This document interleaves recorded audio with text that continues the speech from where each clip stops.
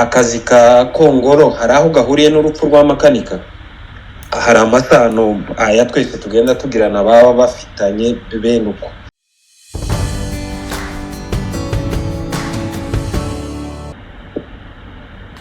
Berle murakoze reka hari abantu bara Geogiste hari ikintu warubajije mu kanya uvuga ngo se ngo ni kuki twaba ari twe twagiye dukorera abantu amadosiye twarangiza tugahaguruka n'ubundi tujya kuyarwanya. Berle ntabwo yabisubije mu by'ukuri nkuko mubizi abantu bose bagiye bahunga bagiye bashakisha ubuzima kandi ahari ibibazo abantu bose bari bahazi kuko twese tuvuka mu karere kamwe. No kuvuga ngo umuntu wese yagiye agera hariya muri Ethiopia avuga ngo njewe nzagenda niyita umunyamurenge, undi akagenda avuga ati njewe nziyita umunyamasisi cyane nizo zarimo zirya. Ico gihe urumva hagomba kubaho umunyamasisi mututsi wa North umututsi kuko twese twabitaga bose twabitaga abanyamasisi nibo babitangije batarese n'abatutsi.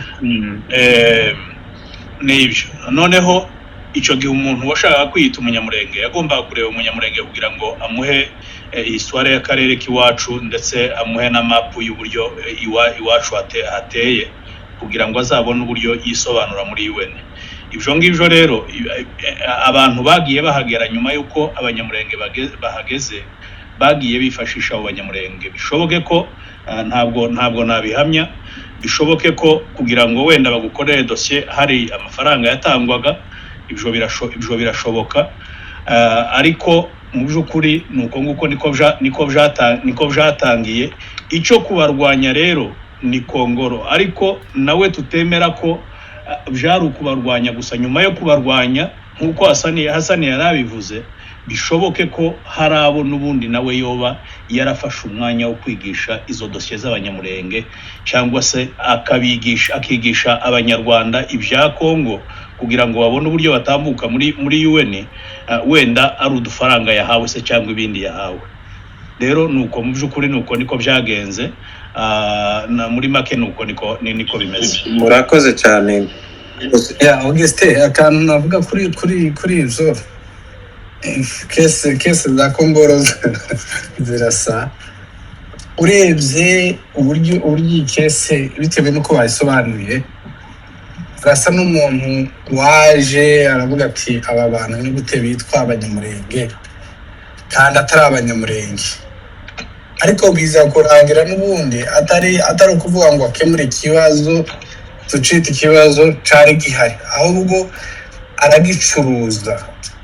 Urumva nimba yaraje avuga ati ni gute abantu bitwa abanyamurenge batari abanyamurenge, ariko n'ubundi agasubira agace nyuma akabasaba amafaranga, n'ubundi akaba ariwe noneho ubigisha kugira ngo babone dosiye. Urumva muri make ndacu yarakemuye. Impamvu narivuze ati amadosiye ya Kongolo arasa, nufata dosiye imbaye haga yasobanuye yiwe uburyo umushinga wa Murega Ntama yawize iwe yitwaje ko agiye gukemura ikibazo, ariko n'ubundi nawe birangira ari amafaranga.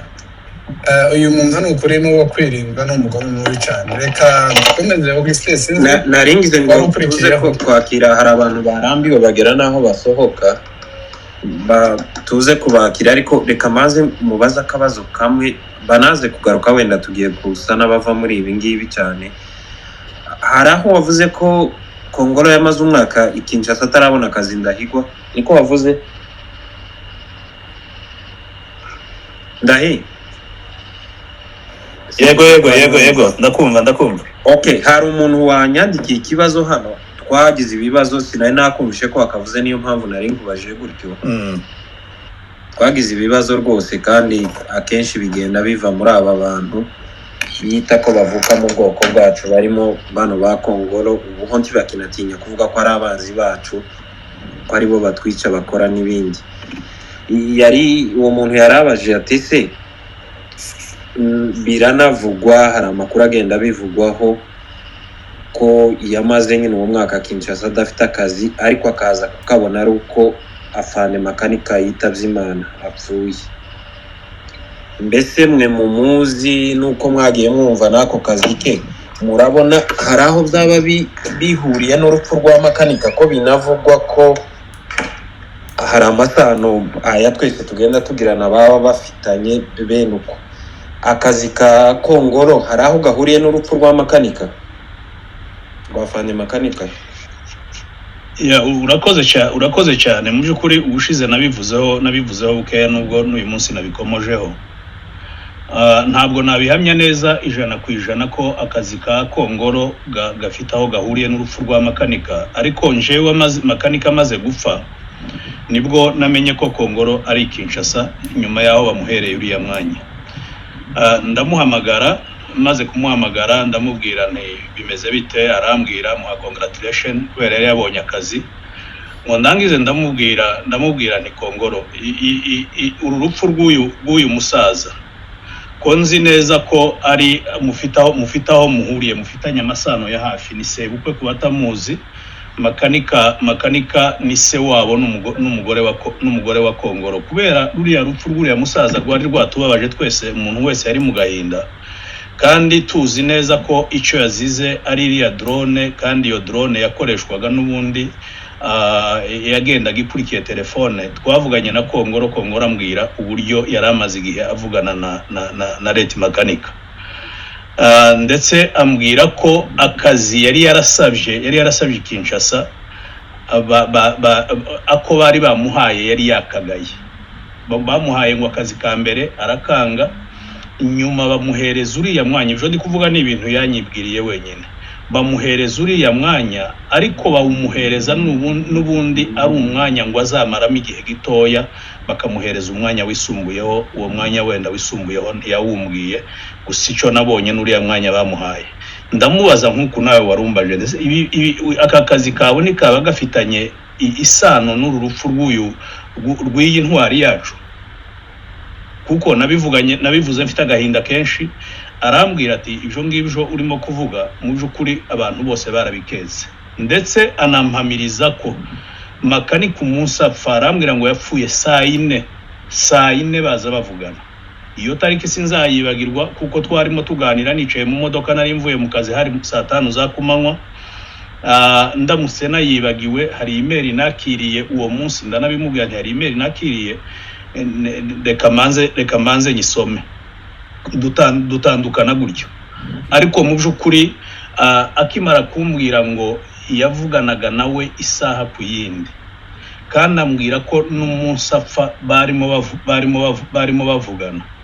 Sinabihamya neza 100% ko wenda byaba bifitanye amasano, ariko nanone tugendeye ko iriya drone genda ikurikiye umuntu, ikurikiye iriya telefone umuntu avuganiraho n'abandi, cyangwa se ikurikiye network ya telefone, mu by'ukuri njewe umutima wanje warambwiye ngo uyu mugabo yoba yaragize uruhare mu ipfa ry'uyu mugabo. Simbihamije, ariko niko natekereje, kandi nawe ndabimubwira. Arambwira ngo n'ababyeyi n'abavandimwe ba Makanika barimo ngo basebuka, ati nabo barampamagaye bambwira nk'ibi ngibi urimo kuvuga, atari ko abantu muza mutekereza. Iwe rero ampamiriza ko iriya drone yarashe afande itoherejwe na leta ya Kinshasa, ahubwo yaje ivuye i Kigali. Bya bindi bahora bavuga, ariko mu by'ukuri sinobihamya 100%, ariko nk'uko undi muntu wese yabikeka. Kandi ikibazo naribajije ndavuga ngo ese uyu mugabo wari umaze umwaka i Kinshasa nk'uko yabimbwiye yarabihishe, uyu munsi sebukwe arapfuye, tuzi neza ko bavuganaga buri gihe, wamufatiye umugore akamurera akamukuza, uyu munsi arapfuye ntaramara ukwezi, nibwo hasohotse itangazo ritangaza ko Kongoro yabonye akazi muri Kongo, umuntu wari umaze umwaka ari Kinshasa. Ako kabazo narakibajije, wenda hari n'abandi bakibajije, ariko ni ikibazo ndafiteho igisubizo 100% gusa, nk'uko n'undi wese yabikeka. Mu by'ukuri njewe ntekereza ko kare akazi ko bagafitanye amasano n'urupfu rwa Fande. Murakoze cyane muvandimwe, kandi ubisobanuye neza. Mubijangira ngo hari abantu twakire kare batavuze kogana ku bandi, notamment Kivana, Irage advise, aba bantu ntibaraganira. Ambassador sorry, sinzi ko bakurikiranye nimba ubyibuka wabaha umwanya nabo kugira ngo tureke kwihara ijambo kandi icyo kibazo cyari gikenewe kandi ugishubije neza cyane. Urakoze. Bamaze kuganira mu by'ukuri umushitsi wacu karatuganirira neza cyane kandi abantu mwumve mufungura amatwi kugira ngo mubashe kumva neza kuko namba Kongo yaravuye muri Ethiopia yabihishe akamara umwaka wose yicaye hariya kandi avugana na Fande mu gitondo nimugoroba isaha ku isaha kugeza aho imiryango yatangiye kumuhamagara ikamubaza iki kibazo turimo kwibaza.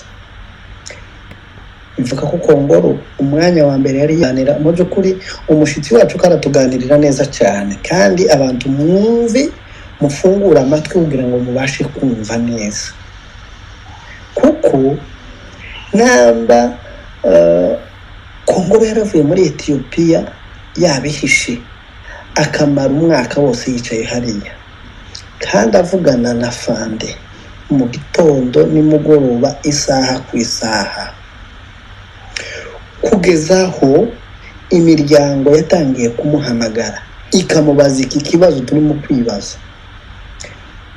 Bivuga ko Kongoro umwanya wa mbere yari yahawe uko jewe ntekereza yari yahawe umwanya wo kuneka Afande no gusobanura ya audio acaga ku mbuga zose.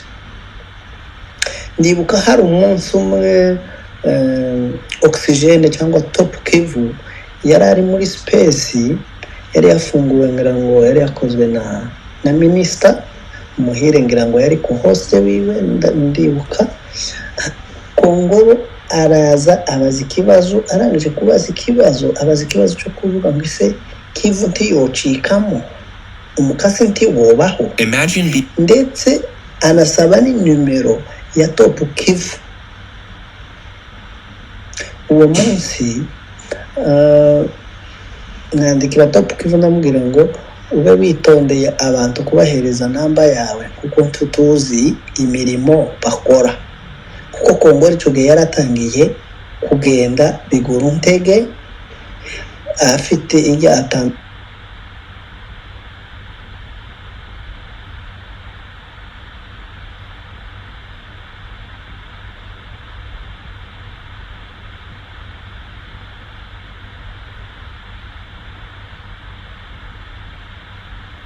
umunsi